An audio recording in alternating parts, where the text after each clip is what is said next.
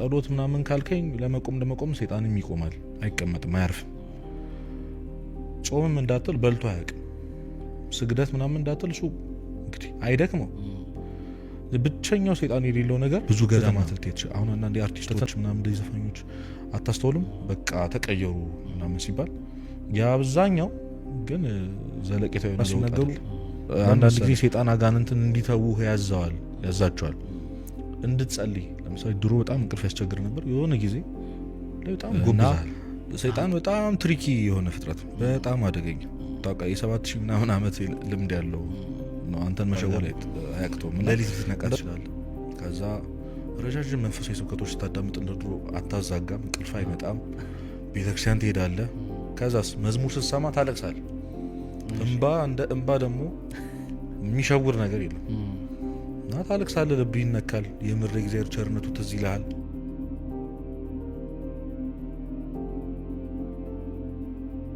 ክርስትና ላይ በጣም ገንዘብ ማድረግ ያለብን ነገር ቆም ብሎ ማሰብ፣ ካልም መሆን ማለት ነው።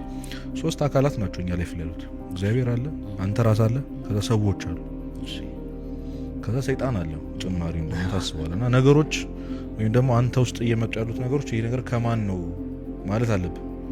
ከምንድን ነው እየመጣ ያለው? ቅድም ኢንቴንሽን እያልኳን ነበር። ይሄን ነገር ለምንድን ነው እያልኩ ያሉት? ምንም ነገር ከማድረግ በፊት በእያንዳንዱ ቅድም እንዳልኩ በቃ ክርስቶስ ኢንቮልቭ ስለሚያደርግ እያንዳንዱ ዲሲሽን ውስጥ ከክርስቶስ የመጣ ሀሳብ ነው፣ ይሄ መንፈስ ቅዱስ ነው። እና ሰይጣን በጣም ትሪኪ የሆነ ፍጥረት፣ በጣም አደገኛ ታውቃ። የ7000 ምናምን ዓመት ልምድ ያለው ነው። አንተን መሸወል አያቅተውም። እና እንደዚህ አይነት ጉዳዮች እንዴት ነው የሚታለፉት ካልከኝ እኔ እንደውም ከመንፈሳዊ ተግባራት ይልቅ እውቀታዊ ጉዳይ ላይ በጣም ጥሩ ናቸው።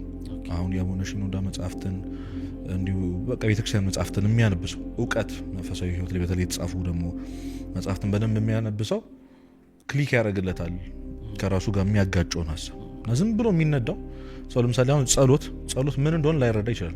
ጸሎት የሆነ ነገር ማንበብ ነው፣ ሰምቲንግ ከእግዚአብሔር ጋር መገናኘት ነው። በየቀኑ እያረከው ነው ማለት መንፈሳዊ ነው ማለት ነው? ጥያቄ ነው። ጾም አለመብላት የማይበላ በጣም ብዙ አለ። እና እንደውም አባቶች ጸሎት ምናምን ካልከኝ ለመቆም ሰይጣንም ይቆማል፣ አይቀመጥም፣ አያርፍም። ጾምም እንዳትል በልቶ አያውቅም። ስግደት ምናምን እንዳትል እሱ እንግዲህ አይደክመው። ብቸኛው ሰይጣን የሌለው ነገር ትህትና ደግሞ ምንድነው? ራስን ማወቅ። ወደ በኋላ በደንብ አድርገን ልናየው ስለምንችል በደንብ ሜንሽን አላደርኩም። እና የመንፈሳዊነትና ይሄ ኢሞሽናል የመሆንን ነገር መለየት አለብህ። በጣም የሚጠላ ነገር አይደለም፣ ግን በጣም ዲፔንድ መሆን የለብህም ነው። እንደዚህ አይነት ጉዳይ ምን አድርጎ ነው የሚጠቅም መሰለህ? አሁን አቡነ ሽኖዳ ሲናገሩ አንዳንድ ጊዜ ሰይጣን አጋንንትን እንዲተዉ ያዛቸዋል እንድትጸልይ። ለምሳሌ ድሮ በጣም እንቅልፍ ያስቸግር ነበር፣ የሆነ ጊዜ በጣም ጎብዛል። እንዲተው ያደርጋል። ይተዋል ሰይጣን በጣም ይሄንን ሜትዱ በጣም የሚገርም ነው። ይተውሃል በቃ እና እንደ ድሮ አይጫጫንም። ተነሰ ጸሎት ታደርጋለህ፣ ለሊት ልትነቃ ትችላለህ። ከዛ ረጃጅም መንፈሳዊ ስብከቶች ስታዳምጥ እንደ ድሮ አታዛጋም፣ እንቅልፍ አይመጣም።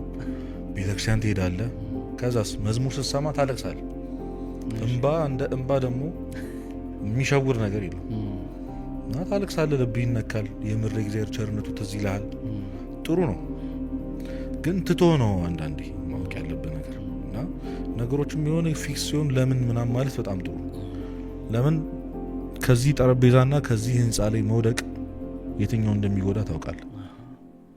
ደሞር በጣም ከፍ ባልክ ቁጥር ሪስኩ እየጨመረ ነው የሚመጣው። ስለዚህ አንዴ ያሳይሃል። በጣም የምትመኘው መንፈሳዊ ህይወት በኢሞሽናሊቲ ውስጥ አድርጎ ያሳይሃል።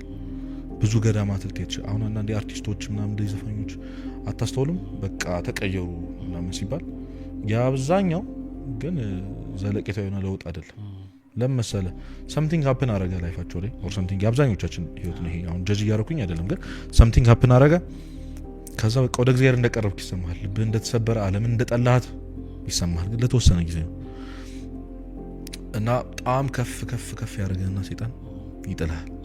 ስትሰበር ያ መንፈሳዊ እውቀት ያልኩ ነገር ስለመሰበር ስለመውደቅ፣ አንዴ ጎበዝ ከሆኑ አንዴ እግዚአብሔርን ካገኙ በኋላ ማጣት የሚባል ነገር፣ መንፈሳዊ የሆኑ ሰዎች ድቀት ፈተና እንደማያገኛቸው ስለነበር አዌርነስ በጣም ተሰበራል። አስበው ስጋው ደግሞ ከተቀበል ከሳምንት በኋላ ድሮ በጣም ተጣለው የነበረውን ኃጢአት ድጋሚ ስትሰሩ ድጋሚ አትቀበል፣ ይከብዳል ማለት ሞክረው ያለው ሰው እንኳን መጥቶ ቢመክር ምንድነው የምትለው? ወይም ደግሞ ልብህ የሆነ ተስፋ ሊያደርግ ሲል ምንድነው የምትለው?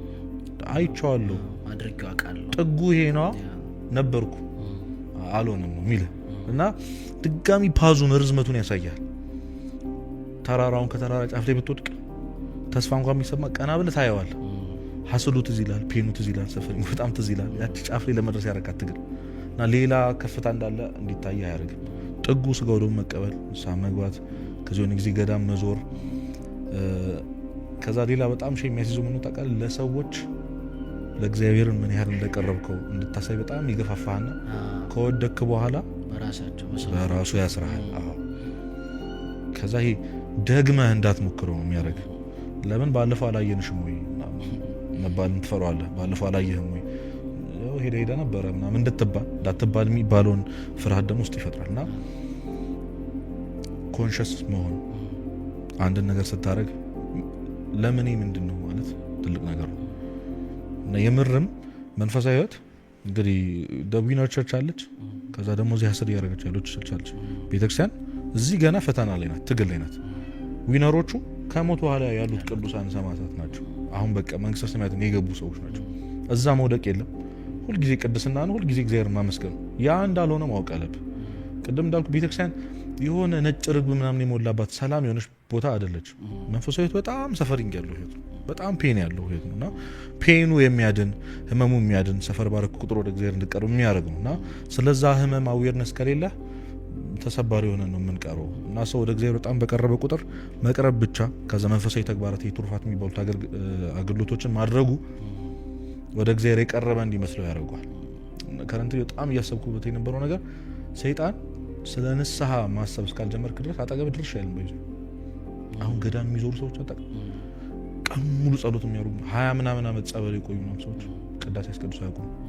ንስሐ ምን እንደሆነ አያውቁም። ስጋው ደግሞ ምን እንደሆነ አያውቁም። ለምን ይነካል? ውስጥህ ኢጎ ታውቃለህ። አንተ መመገብ አለብህ። ያን በምድር የምትመገበው የሆነ ጥሩ ነገር እያረኩ ነው ብለህ አብዛኛው ሰው ጠዋት አይኑን የሻሸ 2 ሰዓት ላይ እሑድ ጠዋት ቤተክርስቲያን የሚሄደው ሳምንቱን ሙሉ የሆነ እንትን ኃይል ለማግኘት ነው። ይዞ ከእግዚአብሔር ጋር ምን እንደሆነ ይሄንንም እንዳላጎደለ ከዛ ሀስል ታረጋለህ እስከ ቅዳሜ ምናምን። ጠዋት ሄደ ቤተክርስቲያን ደርሰህ ስትመጣ ወይ ከስራ በኋላ ተሳልመ ስላለፍክ እውነተኛውን ህይወት እየኖርክ እንደሆነ እንዲሰማ ያደርጋል። ሰው ራሱን ማወቅ ካልጀመረ ወይም ደግሞ ምን ያህል እንዳመመው ካላወቀ ሐኪም ቤት እንደማይሄደው ሁሉ ከእግዚአብሔር መራቀ እና ደግሞ ይሄ ኖርማል ብለህ የጠራው ህይወት እንዴት እንዳጎሳቆለ ሪላይት ካላረከው እንዴት ትቀርበዋል? እና ያቺን በምድር ነው የሚሰጥ።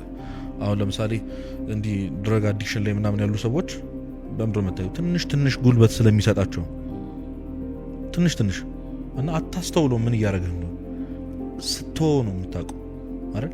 ልክ ያንን ለአንድ ቀን ሲተውት ምን እንደሚያደርጋቸው ሳይሆን ደንግጠው ይመለሳሉ ወደዛ። እና ሱስ ነው በቃ የሆነ ጧት መዝሙር ለምሳሌ አሁን ግሮሰሪ ቤት ጧት መዝሙር ይከፈታል። ለምን እንደሆነ ግራ የሚያገባኝ የጥፋተኝነት ስሜት እንዳይሰማው እኮ ቤተክርስቲያን ሂደት ሳልመ መምጣት ወይ ጸሎት ማድረግ ምናምን እንደዛው ከሆነ መቼም አድንም እንደዛው ነው የምትቀጥለው። እና ያ ስሜታዊነቱን ከፍ ያደርገዋል። የሆነ ጊዜ ደግሞ እንባ ይሰጣል፣ እንድትሰበር ያደርጋል። በቀላል ነው ለሰይጣን ይሄ። እውነተኛው ለውጥ ግን ምንድነው ነው? እግዚአብሔርን መያዝ ምንድነው?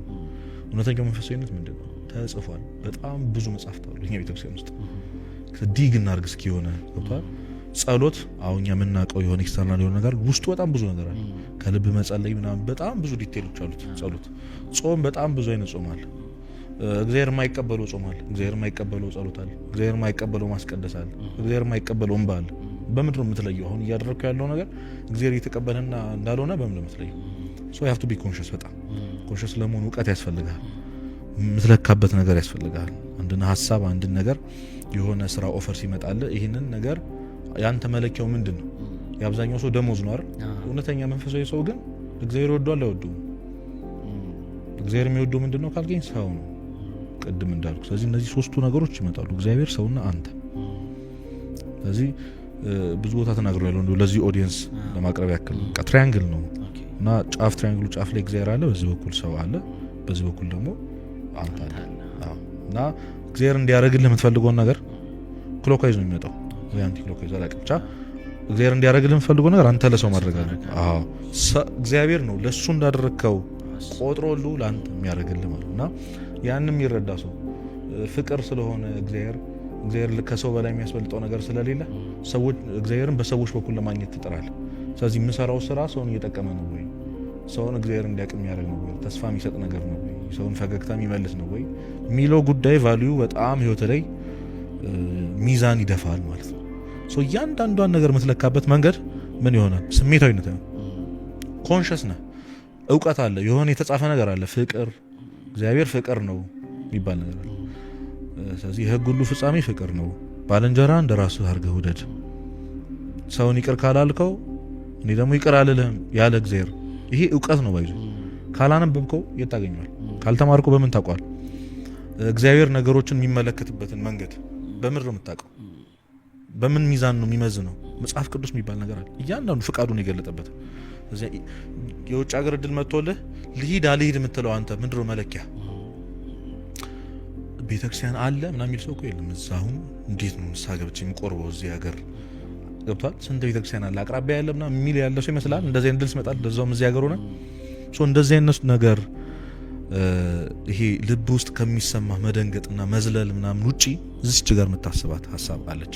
ስለዚህ እግዚአብሔር ፈቃድ የተገለጠበት ቅዱሳት መጻሕፍትን በማንበብህ ቃለ እግዚአብሔርን በመማርህ ቃለ እግዚአብሔር ራሱ ሚዛን ይሆናል።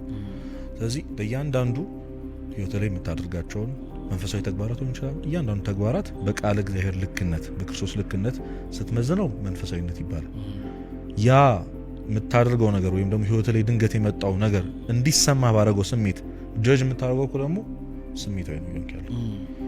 ስለዚህ መለያው ምንድነው ካልከኝ መማር ነው፣ ማንበብ አለ። አሁን እንደዚህ አይነት ፖድካስቶችን ስብከቶችን መስማት የሚጠቅመው በቃ የሆነ ቀን ያተርፋል፣ የሆነ ብልጭ ይልባል። የተማርካት የሆነ ቃል ጊዜ እንሰው አሁን የተማርከው ነገር ምናምን ትዝ አይልህም። በነገራችን ግን ኢንሲደንታል ሆነ ጊዜ ህይወት ላይ ሲገጥምህ ይገባል።